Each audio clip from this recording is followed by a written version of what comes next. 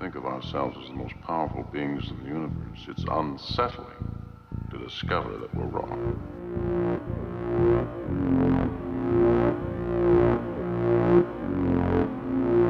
Time has come to see the world as it is. Can we pull back the veil of static and reach into the source of all being? Behind this curtain lies this random pattern generator. You will be responsible for an escalation that will destroy everything. In this episode, the golden number 50th episode of Chaos Shamanism, I decided to share something very personal that I previously wasn't planning on mentioning.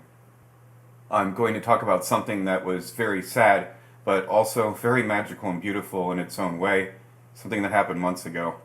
I noticed that my cat had stopped eating. Every day I would put new food out for her, but she would be crushed with despair when she'd just sniff it, give a slight quiver, and then walk away. I decided that if she was still not eating by the weekend, I would take her to the vet's office, though I would have to ask my family for financial help, as I couldn't afford a visit myself. Late one night, I felt strangely and strongly compelled to go to her. She was lying on the floor next to my bed, so I laid on the bed on my stomach and reached my arms down to pet her. I then felt unusual compulsions to surge energy through her, and I felt spirits around me working through me. Suddenly, her belly ballooned out with several very deep breaths. Then she stomped her front paws up and down in a strange imitation of the kneading motions cats are known to do with their front paws. Somehow I could feel the spirits causing her body to do these things was some kind of energies or forces which they were sending into her through my arms. She looked up at me, let out one last meow, and then went limp. She was gone. My spirits told me that they had helped me move her on through the process of death, that she wasn't going to make it, and that any attempt to save her would have extended her suffering, and also would have been a tremendous waste of money. I was crushed to lose her. Other than a cat I had to give away to a neighbor, she was the first pet I had lost in my life that had been mine alone. We had lost dogs as a family growing up, but this was completely different. I loved her dearly and my little girl was gone.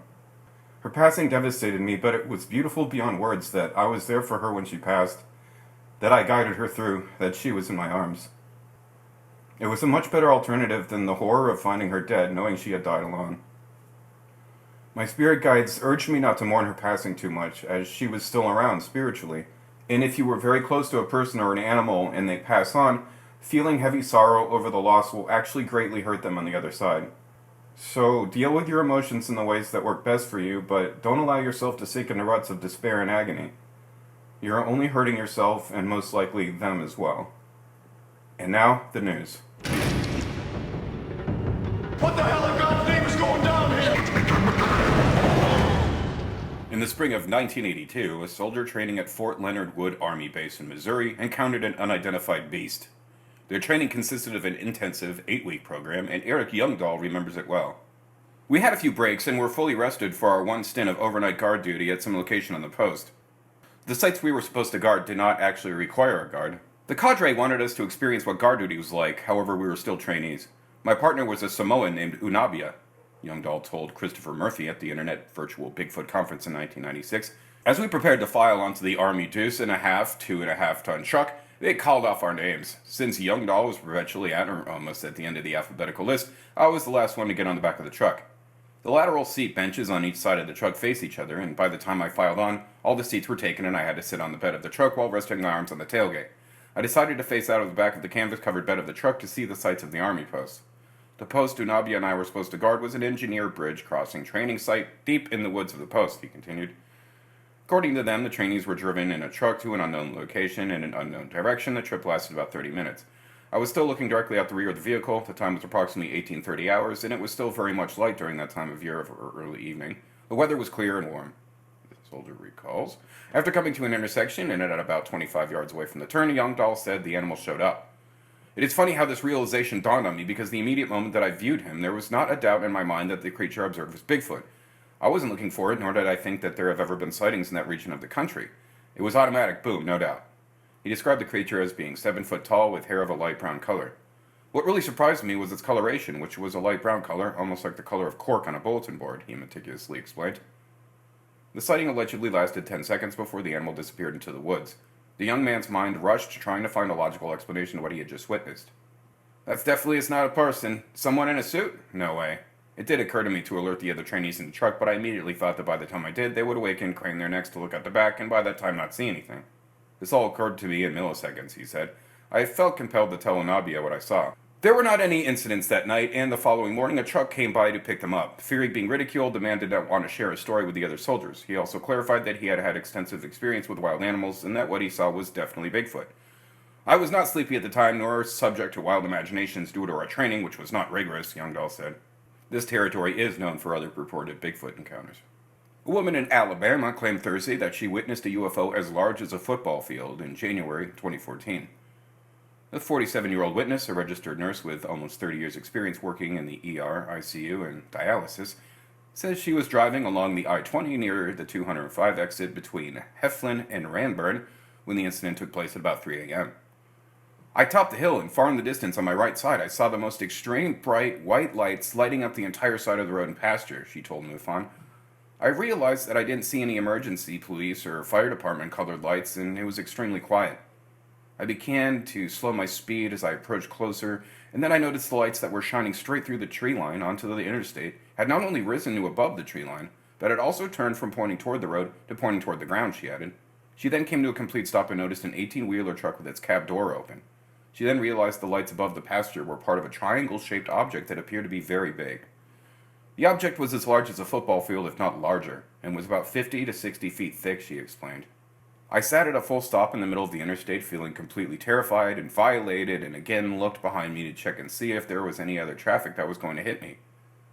The truck was nowhere to be seen, and he was only about 1 mile behind me and was stopped with his door open only moments before.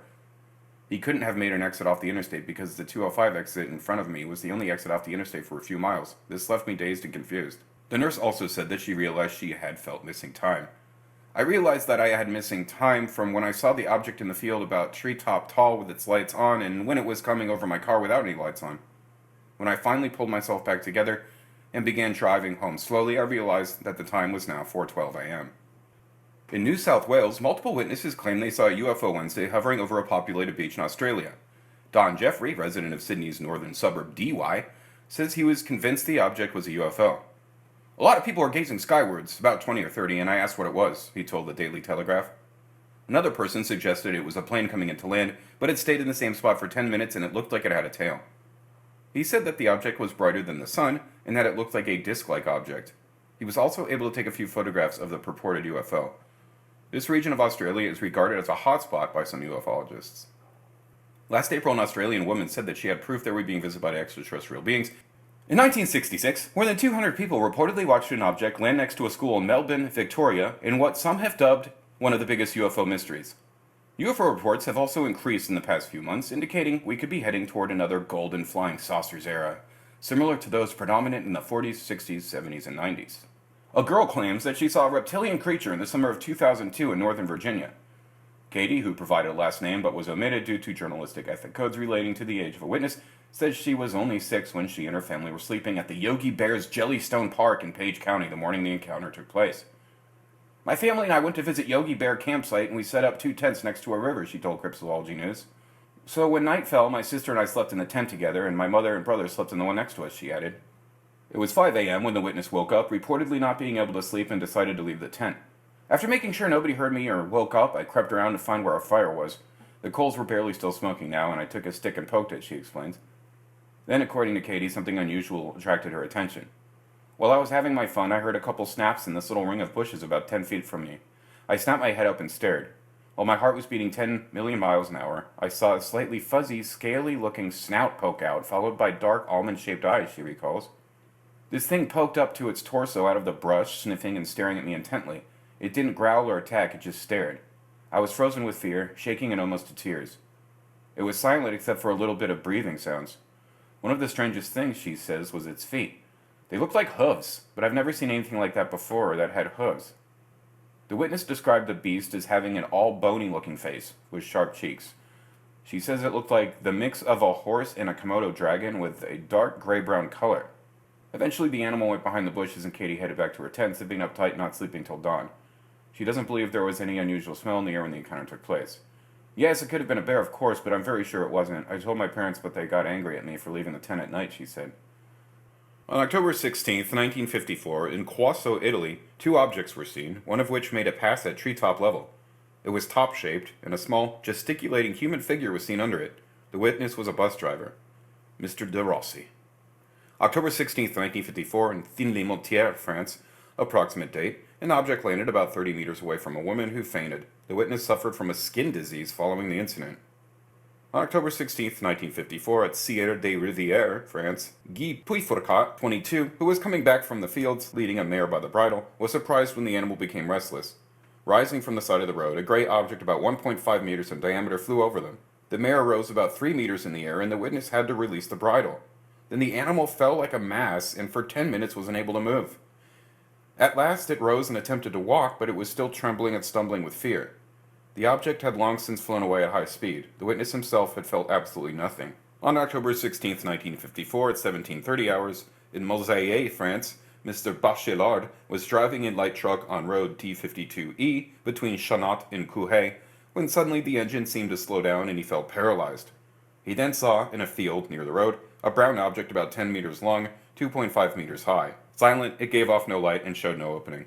On October 16, 1954, at nightfall, in Baie-Lolette, France, Dr. Robert, while driving through this village, saw four objects at about 300 meters altitude, flying slowly in echelon formation. Suddenly, one of them dropped to the ground with a dead leaf motion 100 meters away. The witness felt an electric shock as engine and headlights died, and the car stopped when the object touched the ground. Incapable of moving, Dr. Robert saw a figure about 1.2 meters tall, moving in the light of the object. Then all went dark. Sometime later, the headlights resumed operation by themselves, and Dr. Robert saw the craft take off toward the north. Now moving to strange events in South Africa, in Cape Province, in a place I'm not even going to attempt to pronounce. It's Blaaauwvlei. You can take your best guess at how to pronounce that one. Well, in this place, there was a poltergeist outbreak in September to October 1921. In Fort Beaufort, fiery ball, changing color to green, then white, seen hovering over trees on farm. Bernie Smith fired several shots at it, with no effect. An hour later, police arrived and saw a shiny black sphere which dodged behind trees when approached. It turned grayish-white and darted away over the treetops when shot at, making a loud whirring noise 26 June 1972. In the Grondel Wilderness Reserve, near Uitenhage, 4 young boys saw 3 men in bright silver suits, gliding rather than walking, 1st October 1978. In Hermanus, fishermen working 4 to 5 miles offshore saw sea monster 1903. In Kimberley, 2 brown football-sized objects made of a soft material fell from the sky. 3 days later, they had shrunk and turned white, 15th June 1962. Kokstad, spontaneous fires were breaking out in house occupied by 39 people, summer 1983. In Lansdowne, near Cape Town, a poltergeist outbreak several days in July 1937. In Loxton, farmers saw landed UFO and small entities with slanting eyes, hit in the eyes with a beam of light. 31st July 1975. In Rosemead, red lights seen over school tennis court at night, holes found in tar surface of court, 12th November 1972. In Uitenhage, on the flats, man saw frogs and fishes falling in the rain, March 1925. Near Uniondale, Corporal Douwie van Jarsveld gave a lift to a female phantom hitchhiker on his motorcycle, April 1978. Similar experience befell another motorcyclist 2 years later. Now moving to Natal. In Peter Maritzburg, an early UFO sighting, massive sheet of shining metal, revolving. With each turn, a great flash was thrown off each side, seen for 40 minutes. Then it shot upwards at speed, summer 1930. Showers of stones bombarded 2 youths, indoors and outdoors, early July 1980. In Pinetown, loud crashing noises and poltergeist outbreak, but no damage caused, 24th December 1983 to January 1984. At St. Lucia Lake, people fishing saw a 90-foot monster in water. Lake communicates with sea, and a similar creature seen offshore the same night, 7th July 1933. At Tiger Rocks, sea monster more than 60 feet long seen, April 1947.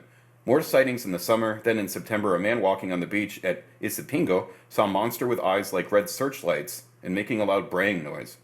In Zululand, English couple heard footsteps and knocking in their cottage, and ghost identified as former resident, began May 1952. Now in Orange Free State, in Boshoff, poltergeist outbreak, violent noises heard at night, but nothing broken or disturbed, 3 nights in 1901. Now moving to Transvaal, Davyton, Witwatersrand, tree shed tears annually between September and February and was also said to speak, July 1982.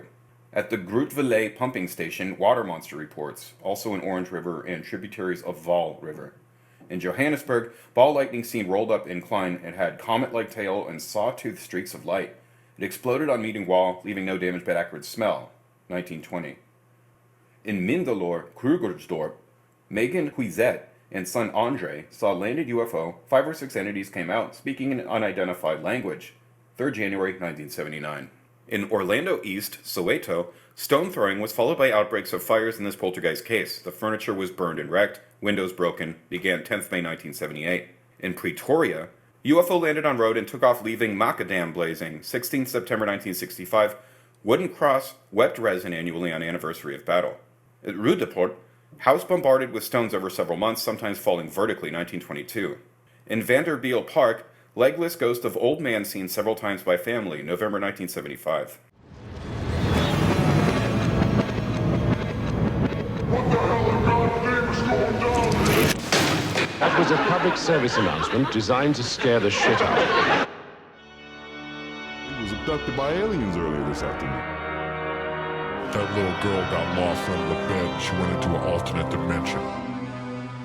I'm going to read some more accounts by patients on DMT from the book DMT, the Spirit Molecule by Rick Straussman.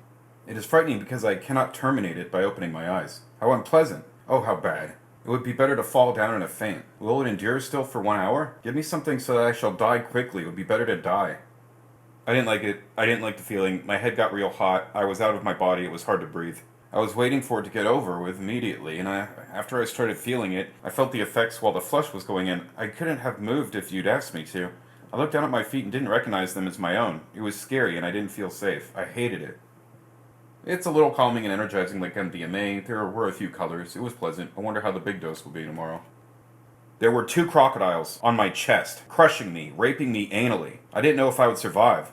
At first I thought I was dreaming, having a nightmare. Then I realized it was really happening. It was awful. It's the most scared I've ever been in my life. I wanted to ask to hold your hands, but I was pinned so firmly I couldn't move, and I couldn't speak. Jesus. It was as if I was being punished. Maybe it's some sort of Egyptian past life experience?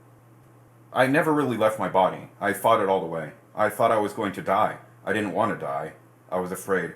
I realized that I have a body for a reason and that I have work to do in this body. When I was coming down, I wasn't sure if I ever wanted to do this again, but now I think I do. I don't think it will be as scary next time. It was death. I saw myself in that void.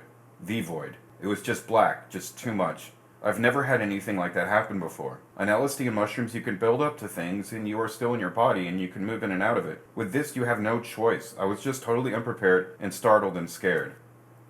That was a real gift, this last one. I was in such angst and pain for the first doses, especially the third one, and thought, oh God, I'm going to do this again in this last dose, and I thought, yes, I'll do it again. I just never gave up, and then it was easy. There was literally a flood of beings saying, okay, remember when you were young and idealistic and wanted to learn how to do body work? There's no reason I can't do that now. I looked at Cindy, and she had incredible clown makeup on. It was not funny. It was malevolent. I was afraid to look at her face. I don't really know you, Cindy, but you seem real nice. It was the drug. I had just a flash of you, Rick, like a stainless steel face, with intimations of protuberances and knobs. Cindy was bad enough, I couldn't look at you directly. It would have ruined your bedside manner forever. I feel a tingling in my body, a strange lifting sensation. I see colors coming at me in the darkness. Then I see a light, a matrix of cells that looks like skin under a microscope with white light behind them. All of a sudden, to the upper right, I see a figure. She looks like an African war goddess. She is black, carries a spear, a shield, and appears to have a mask on. I have surprised her. She takes a defensive and aggressive posture. She says, "You dare to come here?" I mentally reply, "I guess so." The scene before me erupts in a way that I can only relate to what it looks like in the TV show Star Trek when the spaceship shifts into a faster than speed of light acceleration.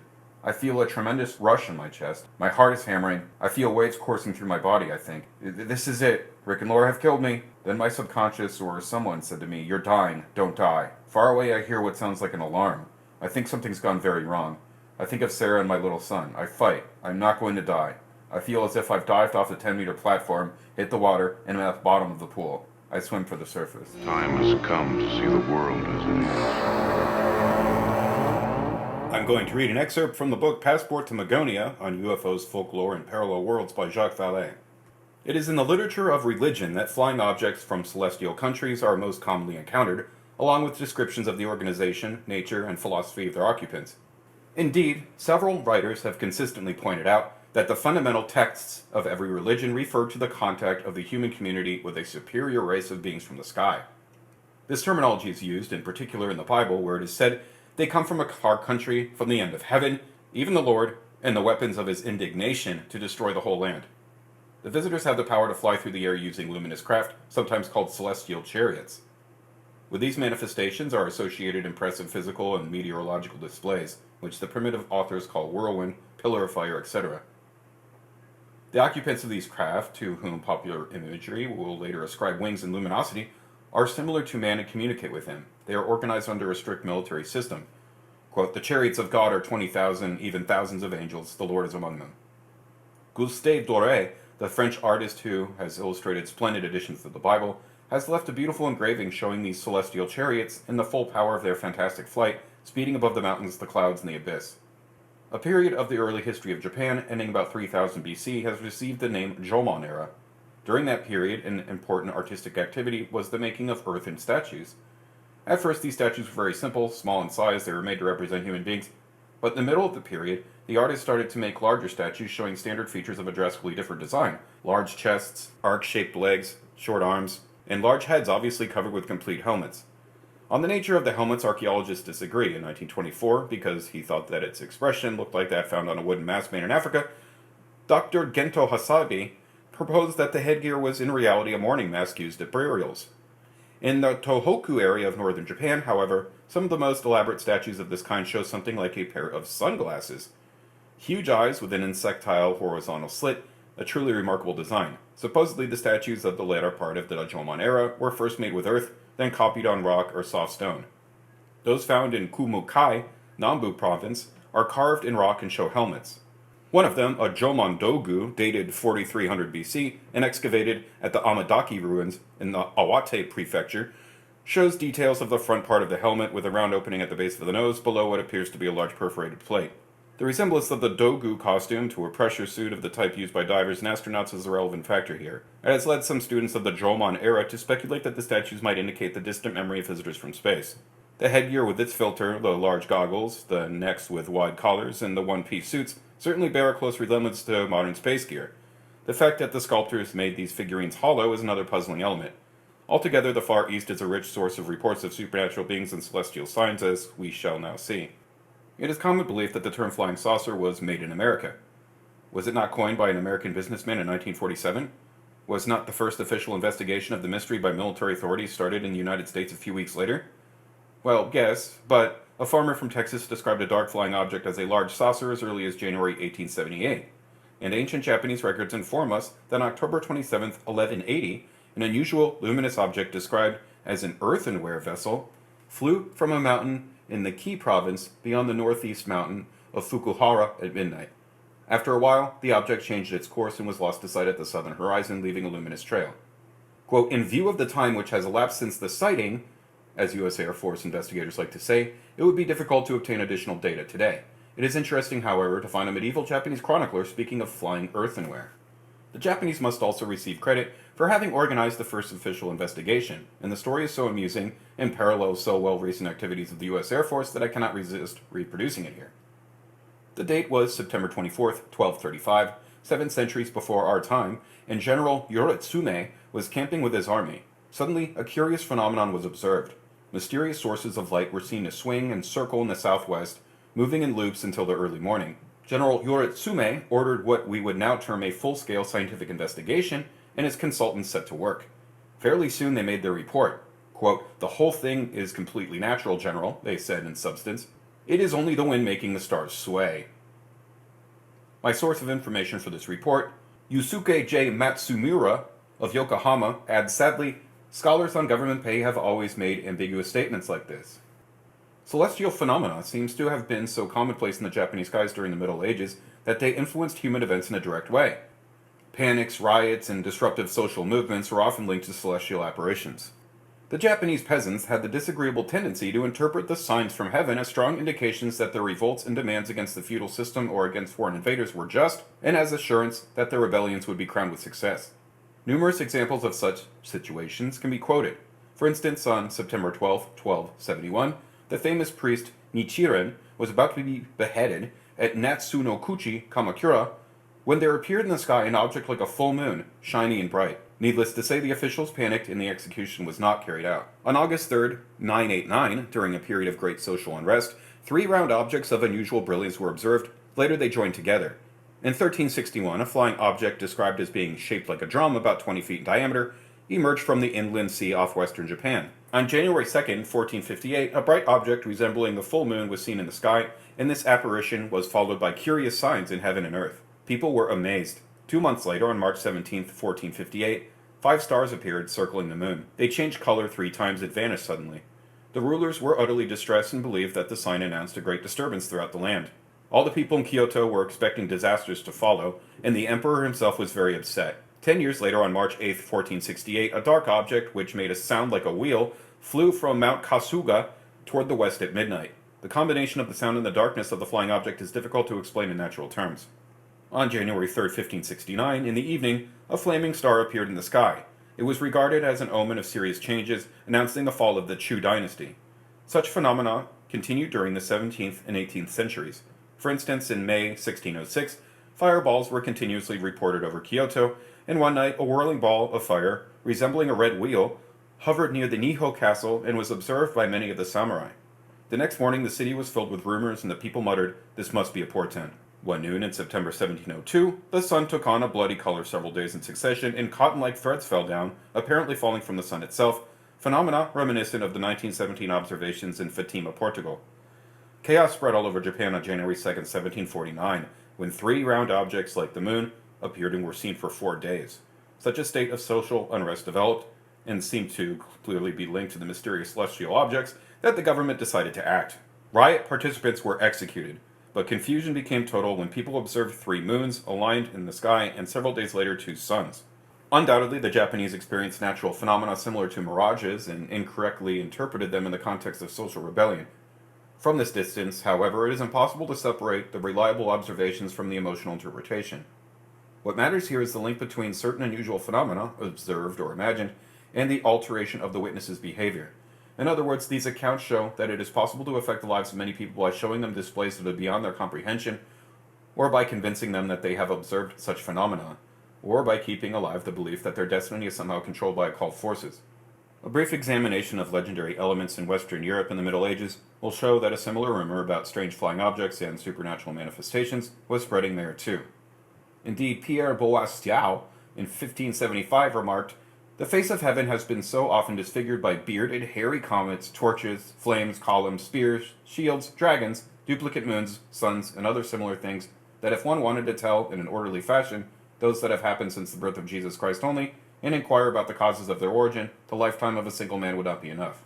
According to the 1594 edition of the same book, this is what happened a few miles from Tübingen, Germany on December 5th, 1577 at 7 a.m. About the sun, many dark clouds appeared, such as we are wont to see during great storms, and soon afterward have come from the sun other clouds, all fiery and bloody, and others yellow as saffron. One of these clouds have come forth reverberations resembling large, tall, and wide hats, and the earth showed itself yellow and bloody, and seemed to be covered with hats tall and wide, which appeared in various colors such as red, blue, green, and most of them black. It is easy for everyone to think of the meaning of this miracle, which is that God wants to induce men to amend their lives and make penance. May Almighty God inspire all men to recognize Him. Amen.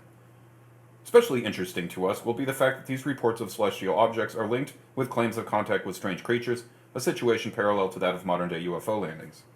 Since these rumors have been puzzling to many authorities in the Roman Catholic Church, perhaps it is appropriate to begin with a quotation from the life of Saint Anthony, the Egyptian-born founder of Christian monasticism who lived about 300 AD.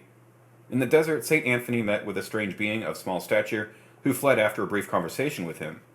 Quote, "Before long, in a small rocky valley shut in on all sides, he sees a mannequin with hooded snout, horned forehead, and extremities like goat's feet. When he saw this, Anthony, like a good soldier, seized the shield of faith and the helmet of hope. The creature nonetheless began to offer him the fruit of the palm tree to support him on his journey, and as it were pledges of peace. Anthony, perceiving this, stopped and asked who he was. The answer he received from him was this: 'I am a mortal being and one of the inhabitants of the desert, whom the Gentiles, deluded by various forms of error, worship under the names of fauns, satyrs, and incubi.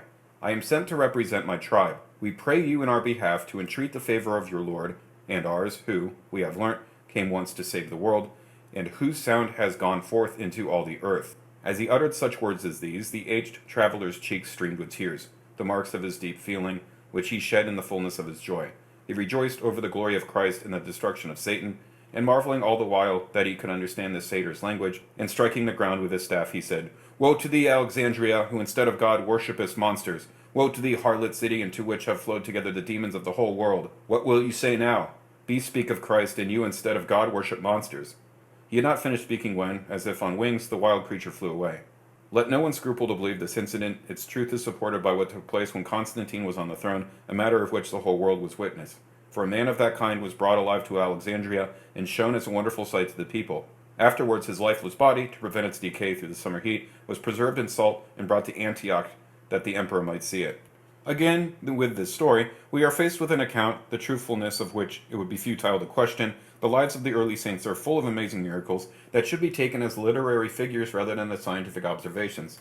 The important point is that basic religious texts contain such material, giving, so to speak, letters of nobility to a category of beings widely believed to be of supernatural origin. Such observations as St. Anthony's will prove fundamental when religious authorities are faced with the problem of evaluating medieval observations of beings from the sky, claims of evocation of demons by occult means, and even modern miracles. The details and the terminology of such observations as St. Anthony's are not important to this study. It is enough to note that in St. Anthony's account, the strange being is indifferently termed a satyr and a mannequin, while the saint himself states that the Gentiles also used the names faun and incubus. St. Jerome speaks of a man of that kind. Throughout our study of these legends, we shall find the same confusion. In the above account, however, it is at least clear to St. Anthony that the creature is neither an angel nor a demon. If it had been, he would have recognized it immediately. In the 20th-century-old Indian book of primitive astronomy, Surya Siddhanta, it is said that below the moon and above the clouds revolve the Siddhas, perfect men, and the Vidyaharas, possessors of knowledge. According to Andrew Thomas, Indian tradition holds that the Siddhas could become very heavy at will or as light as a feather, travel through space and disappear from sight. Observations of beings who flew across the sky and landed are also found in the writings of Agobard, Archbishop of Lyon, France. Agobard, who was born in Spain in 779 and came to France when 3 years old, became archbishop at 37. When he died in 840, one of the most celebrated and learned prelates of the 9th century, he left an interesting account of a peculiar, significant incident.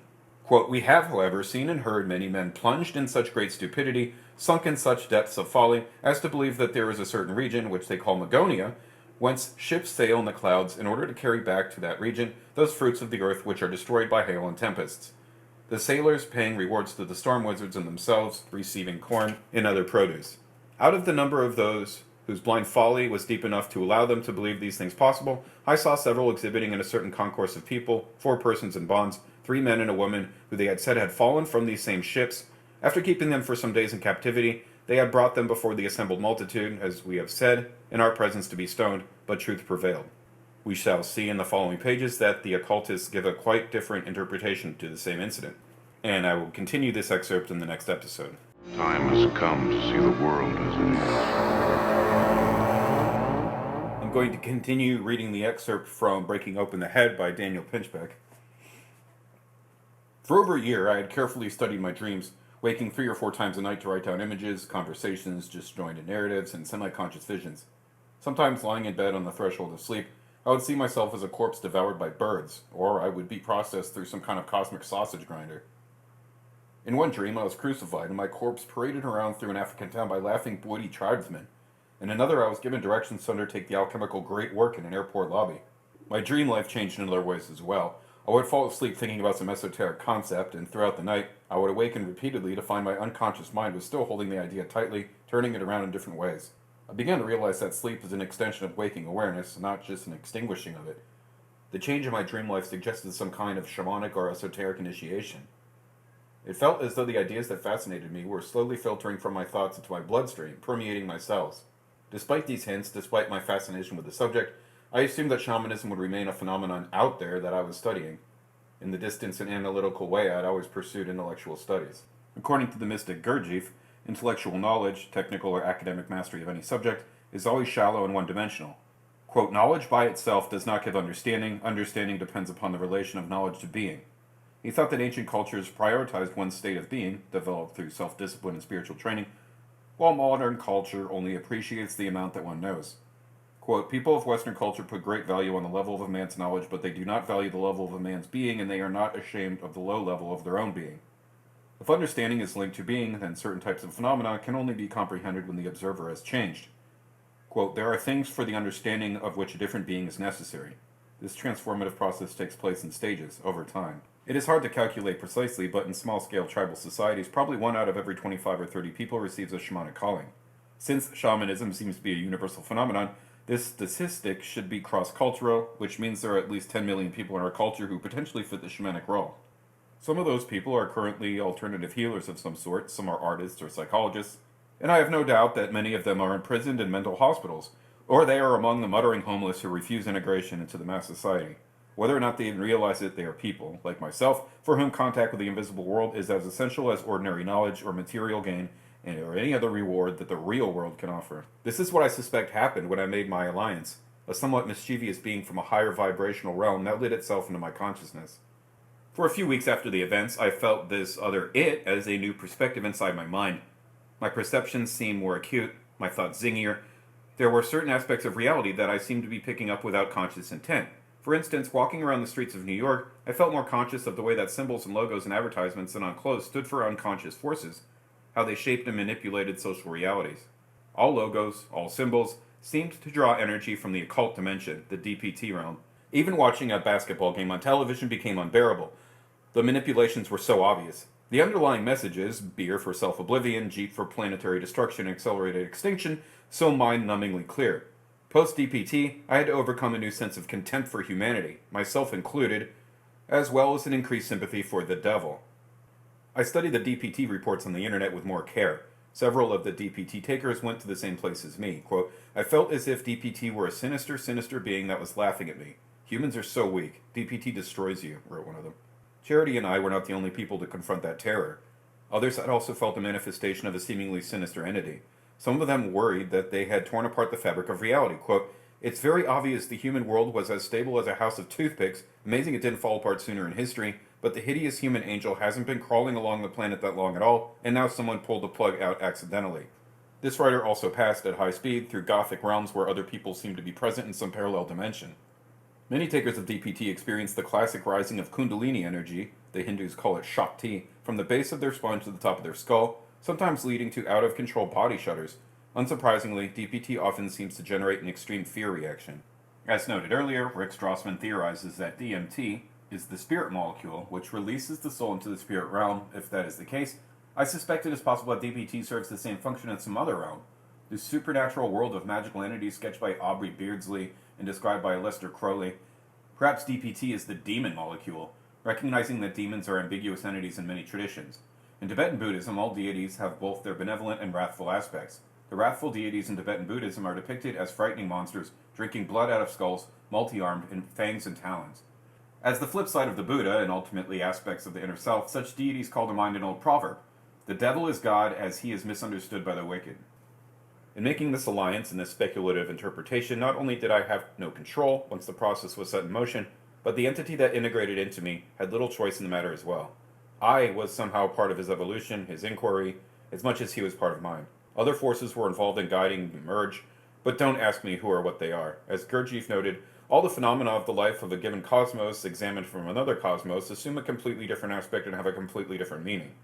He also said, the manifestation of the laws of one cosmos in another cosmos constitute what we call a miracle. There might be validity in the idea that the demons or spirits are attracted to the music. The disembodied splendor of their higher dimensional realm may bore them after a while. Through communion with a human being, a spirit from the supersensible realms gets to smell, taste, love, fuck, all of our sense realm experiences. On our side, perhaps we can utilize some tiny aspect of its higher vision and its powers. Of course, I don't know at this point exactly what for, but perhaps that remains to be revealed at some other time. If the universe has a spiritual design, perhaps the soul is like a widget running along a conveyor belt, having new devices added to it or taken away as it passes through various incarnations, which are stages in its education. In my dream, the DPT demiurge came into my house and said to me, I used to live here. There was a strong feeling of familiarity to the episode. Perhaps in some previous incarnations, centuries or aeons, or even worlds ago, we once made this same bargain. The incubus's memory just happens to be better and longer than mine. I almost never buy clothes, but on the plane to Berlin, I began to see myself wearing a deep red or purple velvet Vivienne Westwood suit with an Edwardian cut to it. I thought how cool looking and comfortable such a suit could be, and even sketched myself wearing it. It was nothing like my normal dressing style. On the plane back to New York, I was reminded of the suit again. A week later in Soho, I happened to walk past the Vivienne Westwood boutique. Down in the basement, they were having a sample sale. I found one copy of the exact suit I had been thinking of in deep crimson. I put it on, it fit. At 70% off, I could even afford it. Before taking DPT, I had started to reread Carlos Castaneda's books on this relationship with the Yaqui sorcerer Don Juan. I anticipated writing dismissively of Castaneda as a phony anthropologist who perpetuated a fraud. As Jake Courtney Fikes writes in Carlos Castaneda, Academic Opportunism in the Psychedelic 60s, quote, Castaneda's claims that he was a sorcerer's apprentice and that Don Juan's teaching constituted a Yaqui way of knowledge are unsupported by photographs, field notes, or tape recordings. Fikes believes that Castaneda simply recognized a good market niche and cashed in. After DPT, however, Castaneda's depictions of the sorcerer's world seemed plausibly insightful. Don Juan reveals the alternative world shown through psychedelics as tricks of the eye universes, whole realms of otherness revealed in mirror scratches, or the shadow-throwing flickers of candle flames. These are parallel dimensions of beings at once extremely threatening and powerful, and on the other hand, evanescent and ephemeral. Don Juan's sorcery is a dangerous pursuit of knowledge that the sorcerer considers ultimately meaningless. Seeing, as Don Juan embodies it, requires detachment towards ordinary reality. Quote, a man who follows the paths of sorcery is confronted with imminent annihilation at every turn of the way, and unavoidably he becomes keenly aware of his own death, Don Juan says. The idea of imminent death, instead of becoming an obsession, becomes an indifference.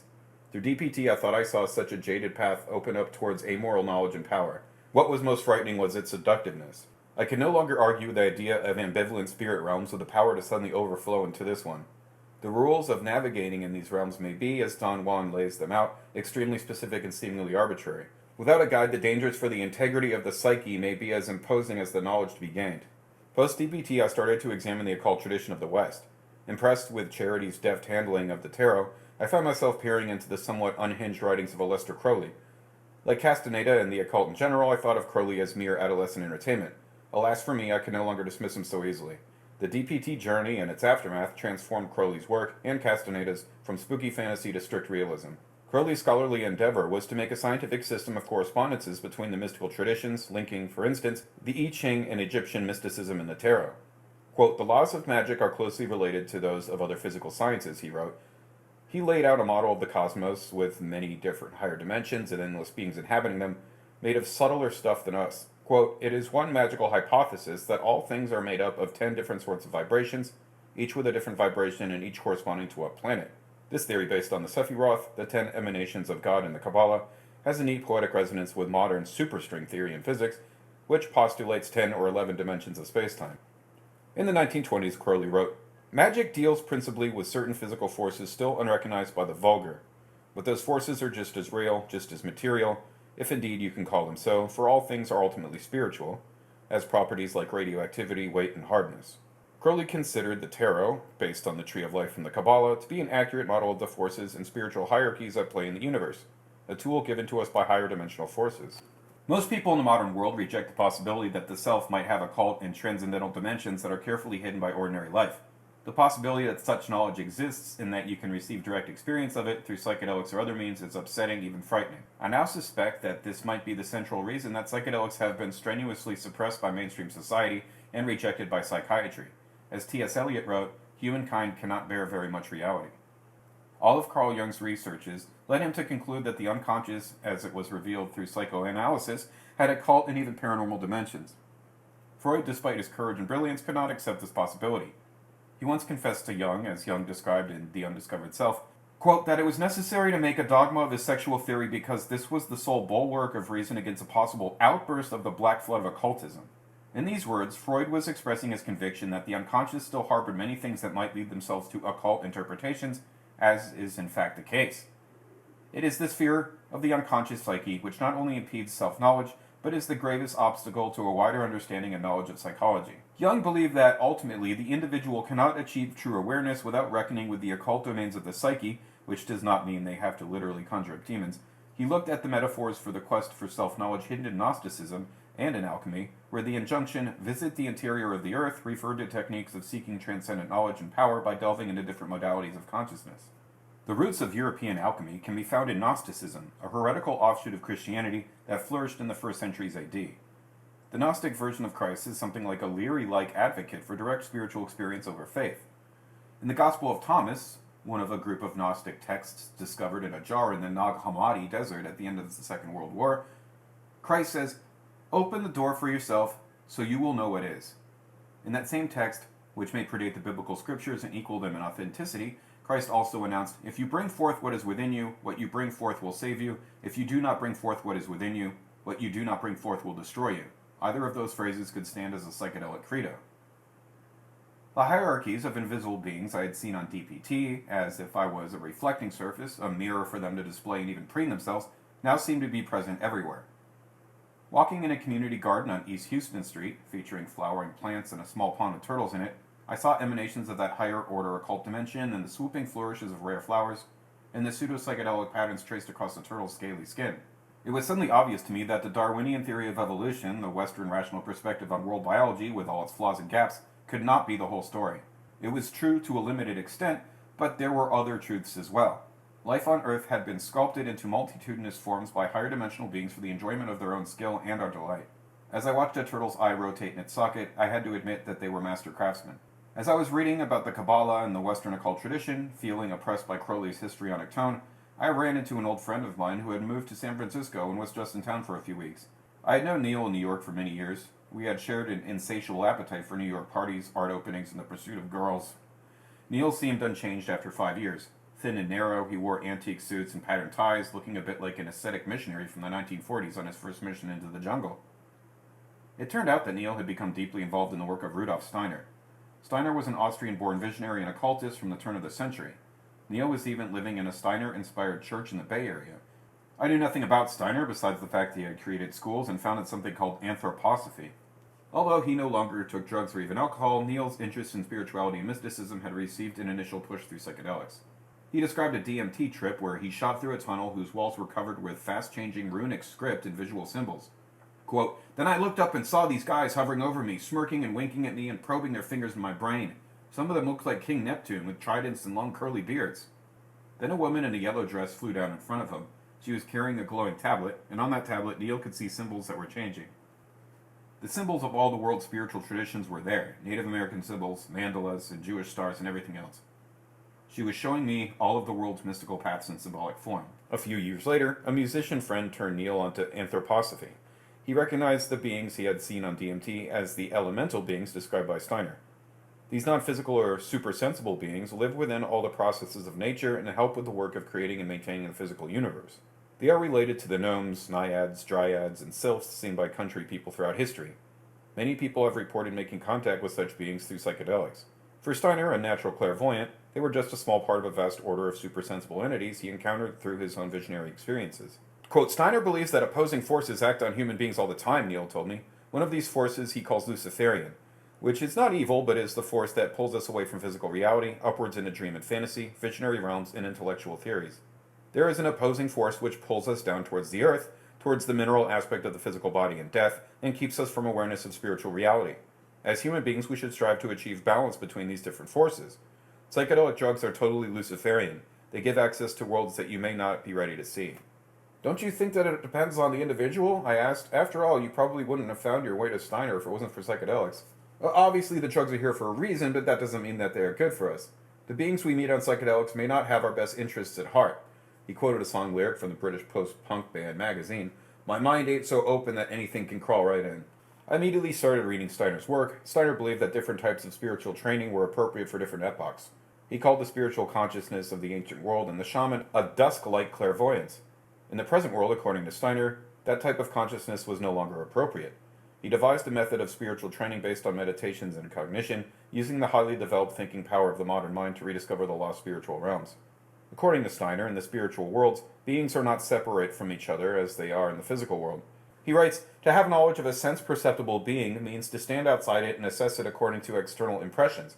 To have knowledge of a spiritual being through intuition means having become completely at one with it, having united with its inner nature. In other words, you meet a spiritual being by temporarily becoming that being. This suggests the effects of ingesting psychedelic compounds, which give the sense of temporarily melding into the psyche of an other. The higher spiritual realms consist of beings made entirely of thought. Quote, "The actual world of thoughts is what pervades everything in the land of spirits, like the warmth that pervades all earthly things and beings, Steiner wrote.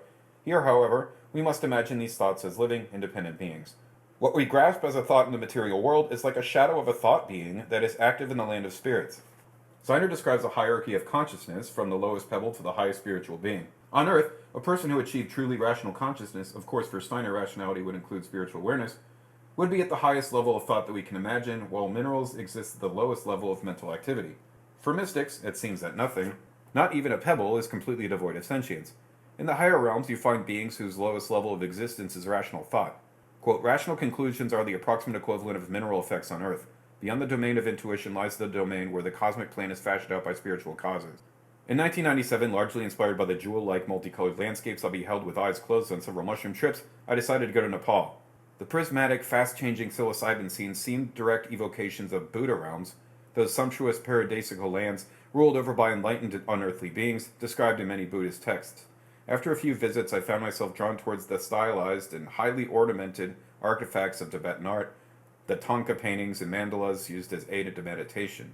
With the money I made writing a never-published article about visiting a slightly embarrassing free love summer camp in the Oregon woods, I booked a ticket to Kathmandu, a city of crumbling Hindu temples, ancient stone streets, and dire poverty.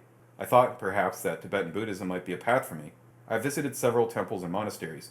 The solemn rituals of chanting monks and the stylized slow-motion pageantry of the costume dances to celebrate Losar, the Tibetan New Year, were beautiful. But I didn't like the hierarchical and non-detached feeling of the Westerners who clustered around the high-powered lamas. From Nepal, I went to Dharamsala, the headquarters of the Dalai Lama and Tibet's government in exile in northern India. I appreciated the smiling faces and earthly warmth of the Tibetans, monks and commoners, but I was once again put off by the graspiness radiated by the Westerners. I had picked up a lung infection during a Shiva festival in Kathmandu, and to celebrate Shiva, the city with the worst air quality in the world burnt fires of garbage all night long, and spent a week coughing waiting for either the Indian antibiotics or Tibetan homeopathic remedies to take effect. By accident, I was in India at the time of the Hindu festival Kumbh Mela. Kumbh Mela is in the Guinness Book of World Records as the largest gathering of people in the world.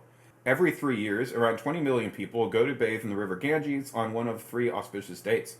At first, I thought the combination of Indian crowds and bad sanitation would make Kumbh Mela the last place I ever wanted to go. Finally, sick of the Tibetan Buddhist circus, I decided to check it out.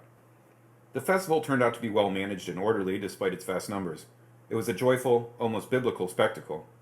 I stayed in Rishikesh, a holy city of pastel-colored ashrams, the place where the Beatles went in the 60s to study transcendental meditation with the Maharishi. Rishikesh was idyllic and vegetarian. Clans of Hindus dressed in bright colors and flowing robes paraded cheerfully through the narrow, carless streets. Kumbh Mela also attracts sadhus from all over India. These yellow-robed, trident-carrying followers of Shiva range from sincere devotees to smirking shysters, eager to extract donations, pick up chicks, or sell ganja to tourists. I stayed at a rundown ashram for Westerners, run by a laid-back bald guru in his 90s. The ashram cost $1 a night, including breakfast, and for another dollar you could attend yoga and meditation classes spaced throughout the day. Hinduism seemed sloppier, more open than Tibetan Buddhism.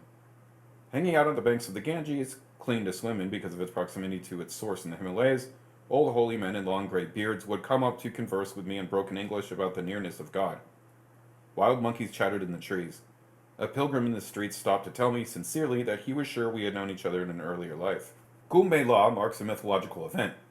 Long ago, the gods were fighting over a vial containing the nectar of immortality. 4 drops of this nectar fell into the Ganges at the 4 spots where Kumbh Mela is held every 3 years, on certain dates that have astrological significance.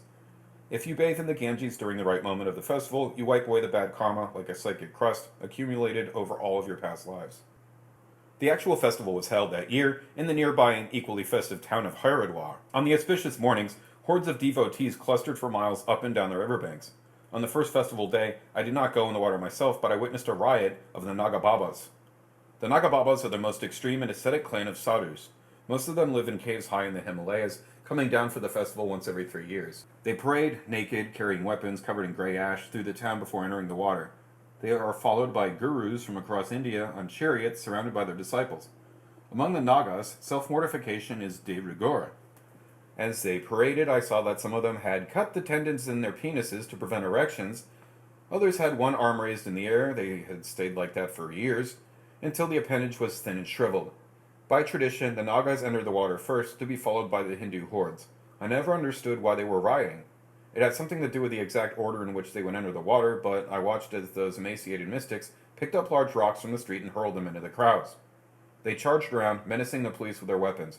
I cowered in a restaurant, watching the melee through the metal grate that the proprietors had quickly pulled down. I was so fascinated by the spectacle surrounding Kumbh Mela that I put off my return flight. I spent several more weeks in Rishikesh trying to learn yoga. On the next auspicious morning, I found myself luckily wedged into the center of Haridwar, right across from the Nagas. This time, at the right instant, I joined the joyful multitudes bobbing up and down in the clear blue Ganges water. Of course, at that point, I did not believe in karma. Although he was an esoteric Christian, Steiner believed, along with Hindus and Buddhists, that human beings pass through many incarnations. 84,000 is the average, according to the Hindus. Health problems and personal crises that manifest along the way are actually the residues of one's actions, the karma accrued in past lives. He also thought that, through spiritual training, it is possible to remember your past incarnations, as the Buddha did when he achieved enlightenment, recollecting all of his lives up to that instant. It is often asked why we do not know anything of our experiences before birth and after death, Steiner wrote. This is the wrong question. Rather, we should ask how we can attain such knowledge. At the moment, my provisional beliefs, stitched together from Buddhism, Western mysticism, quantum physics, and psychedelic shamanism, is that what we experience as the self is actually a kind of vibration or frequency emitted from an invisible whole that exists in a higher dimension. Buddhists see this reality as somehow a manifestation of our consciousness, our karma. If that is the case, then the only way to change the world is to transform our consciousness. Accepting Steiner's ideas for a moment, my actions over the last years, however much they seem self-willed and haphazard, began to reveal a certain order to them, from an esoteric perspective. After Kumbh Mela, I went, due to the lucky draw of a magazine assignment, through the Buddha initiation in Africa, then I drank ayahuasca with Don Cesario in the Sequoia. After DPT, I was forced to revise my thoughts yet again. I began to comprehend the ambiguous reality and power of occult realms. The DPT trip and its aftermath seemed strange yet eerily familiar. I still feel, as though I had activated some circuit of Nietzschean eternal recurrence, entering some realm I had inhabited before. According to Steiner, along with the self that we perceive in daily life, the intractable I, there is another self, a hidden spiritual being, which is the individual's guide and guardian. This higher self, quote, does not make itself known through thoughts or inner words. It acts through deeds, processes, and events. It is this other self that leads the soul through the details of its life's destiny and evokes its capacities, tendencies, and talents. The direction of our life is set out by that other self, a permanent being which continues from life to life. This inspiration works in such a way that the destiny of one's earthly life is the consequence of the previous life. The pull of these far-flung archaic rites in India, Gabon, and the Amazon had exerted something like a magnetic attraction, and seeking out these experiences, perhaps I was prodded along by some higher, hidden aspect of my being. Science can explain everything if we look hard enough. Shut up, science bitch. Nothing is true. Everything is treated. Not only is he like ruining my life, but with all this God shit that he's into, he could be ruining my afterlife. It's a sort of interdimensional vagina that somehow appears. I can interact with it. Fabric of the entire universe could be torn apart. I know my mind is changing. I'm already too far gone to know what to do.